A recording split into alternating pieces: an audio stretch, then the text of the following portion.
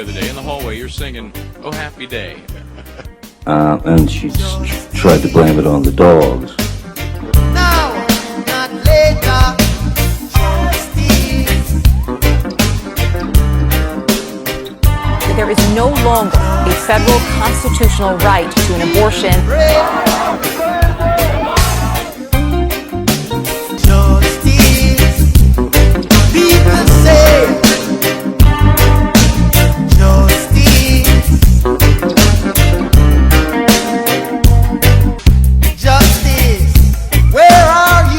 Bryant. This is a special edition of Bryant and Baden. Today, there was a lot of news media about motions that hit the courthouse in California involving somebody named Scott Peterson, who had been convicted in the past of killing his wife, Lacey, and his baby. And remember, he had been given the death penalty. The death penalty was overturned, but now the Innocence Project of Los Angeles has taken up his case. So I have with me a very special guest. My husband. I actually wrangled him. He was on the way out to dinner to go meet clients, and that's why he's in a pink shirt. But here he is. He's all for you. He's all yours to ask some questions. You could ask me. You could ask him. You've got us both. You've got Baden and Baden. So let me start with you, Linda, because let me get the procedural out of the way. Okay, the Innocence Project. If you hear that, they've earned some street cred. So you immediately think, okay, well, got to be something here.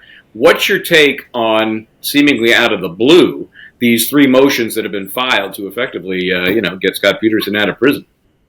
Well, first let me say that the Innocence Project that we work with a lot is in New York City. It's the National Innocence Project, and they have been great because they have fostered over their many years, decades now, local innocence projects. Sometimes they're called exoneration projects. Sometimes they're called Innocence Project. This is a local innocence project. It's not the national one you're thinking of, but that doesn't mean it's less credible. But it has less experience, obviously, because they're newer. They do have a very good exoneration under their belt, and they're clearly looking for high-profile cases in that neck of the woods, shall we say. So that's my first take on it. Now, there's several motions that are filed. It's really, I'll tell you, it's a habeas corpus, but really what they are for like regular people lingo is to reopen the case. They can get discovery that they say the prosecution failed to give.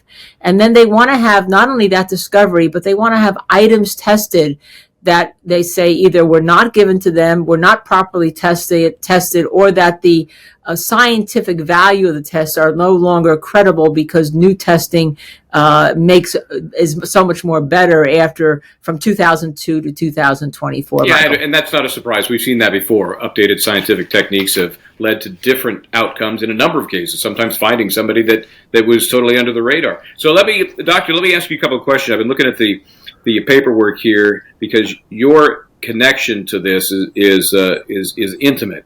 You were at the scene of the body recovery at San Francisco Bay. You were there for a few days. You were doing it as in your capacity as a forensic news contributor. So let's get some backstory on that. What were your observations from that location at that time?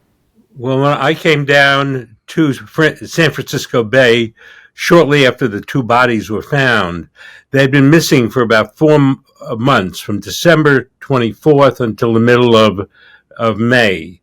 The bodies were found, the mom and the child, about a mile apart on the shoreline and a day apart.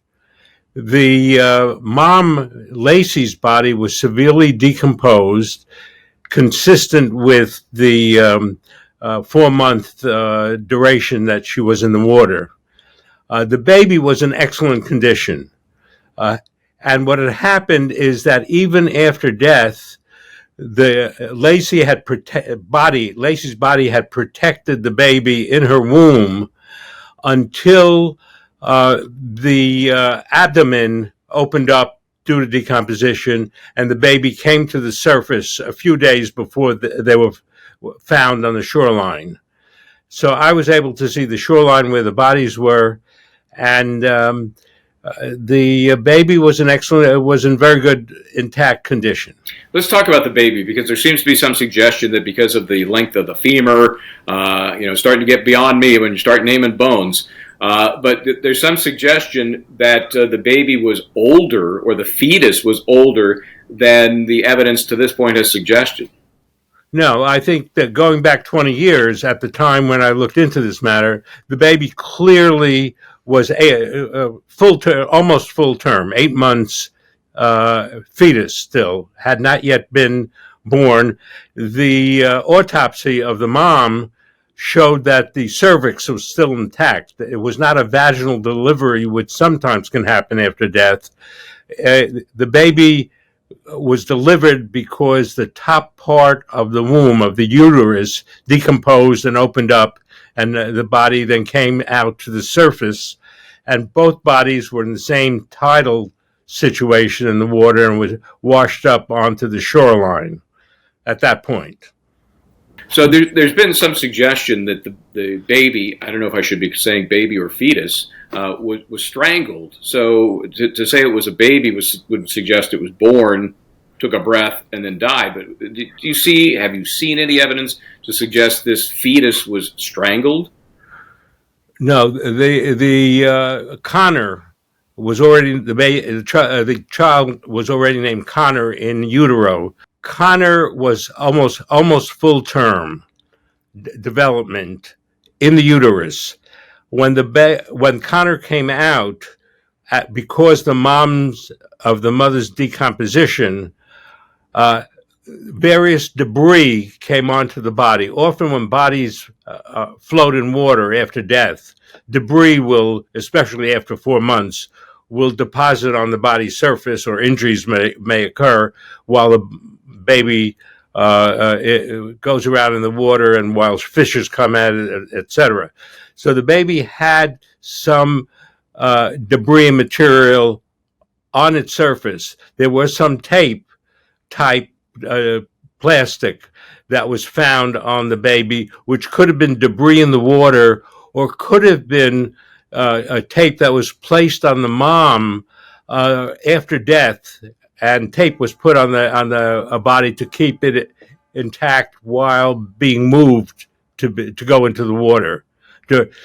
But this all happened after the baby was delivered, a few days before the baby was found. So in no way, the baby was in the water. Not a cause of death situation. It was not a cause of death.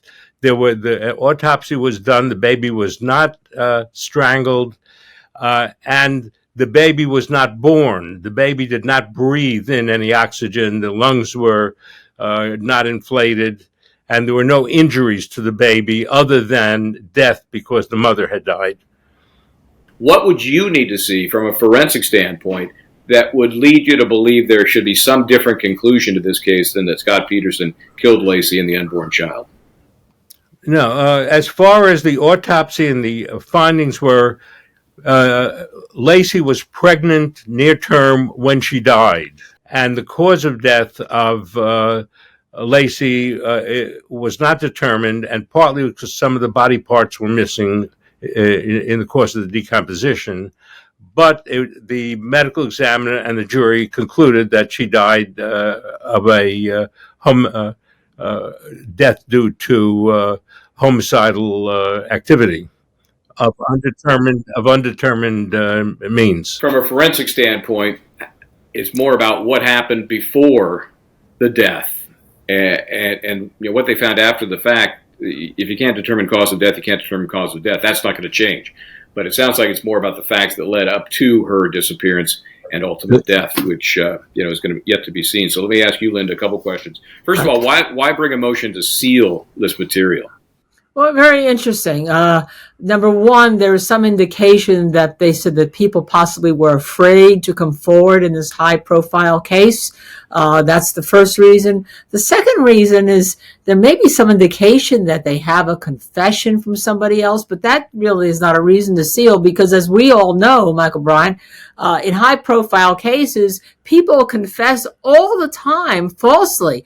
Sometimes they're prosecuted for it, and other times they're just crazy. Like if you can remember covered the John Benet Ramsey case, the gentleman, and I'll use that term loosely, out of Thailand, who said he was the killer and he wasn't. We saw that early on in a case in New Jersey, where I'm from, the Jersey girl, Charles Lindbergh, ages ago that's used. There were thousands of false confessions there, and we see it all the time. So I think they're trying to say that people are afraid to come forward. I think obviously the judge may not seal the record unless it has to do with some certain medical records, which could impinge upon the privacy rights of the decedents. So obviously their goal is a new trial. What do you think, realistically, is likely to happen here, Linda? I believe the judge probably has to reopen the case for the purpose of giving discovery, giving additional DNA testing, giving different forensic testing.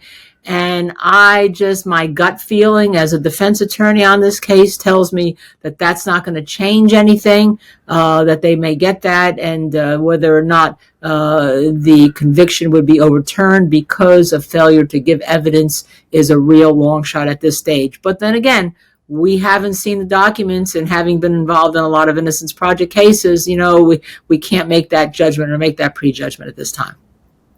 Yeah, clearly it's a shocker. I mean, this is 22 years ago. So we are definitely going to stay on it. Linda, am I right about that?